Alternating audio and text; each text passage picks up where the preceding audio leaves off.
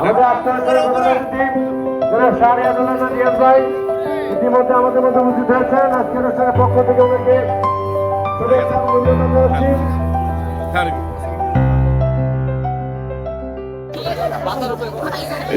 বিভিন্ন brothers unity কর্তৃক আয়োজিত মেধা বৃত্তি পরীক্ষা 2025 বৃত্তিগত শিক্ষার্থীর সম্বর্ধনা ও পুরস্কার বিতরণ অনুষ্ঠানের সম্মানিত সভাপতি আমাদের মধ্যে উপস্থিত আছে। প্রথমে আমি যারা একটু বৃত্তি পেয়েছে যে আমাদের এই সন্তান সভা ছাত্রছাত্রীরা তাদেরকে অভিনন্দন জানাই।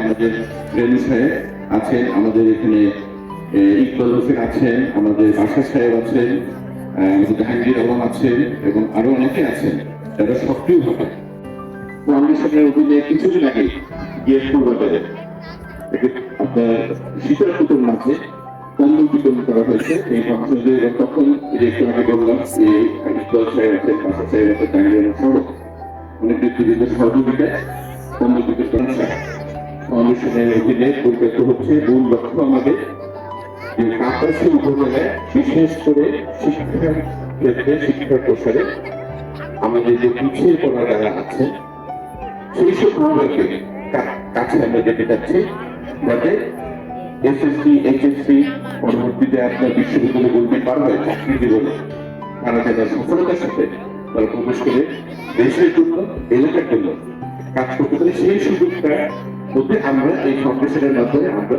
কিছুটা আমরা চেষ্টা করছি সহযোগিতা হাত বাড়িয়ে নিতে, যেন এই জীবনের এই সময় পথে যেন তাদের জন্য একটু সহজ হয়। তার মোবাইলে বাবা আবদ্ধ মুসলিম মৌলানা প্রবর্তিতে আছে প্রত্যেকে তুমি জানো আজকে আমরা যে উদ্দেশ্যে এখানে এসেছি তা খুবই সফল করিও। আর আমাদের দেশ একটি আপত্তি অসুস্থ আছে সারা পৃথিবী আমাদের দোয়া করতে আল্লাহ আমাদের তাকে কবুল করো, আল্লাহ আমাকে সুস্বাস্থ্য দীর্ঘ কামনা করো।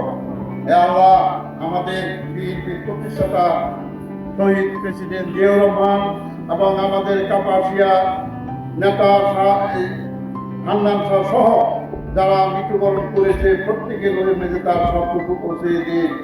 আল্লাহ যারা একত্রে শহীদ হয়েছে, এই জুলাই যুদ্ধে যারা শহীদ হয়েছে, আল্লাহ তাদেরকে শহীদ মর্যাদা দান করুন।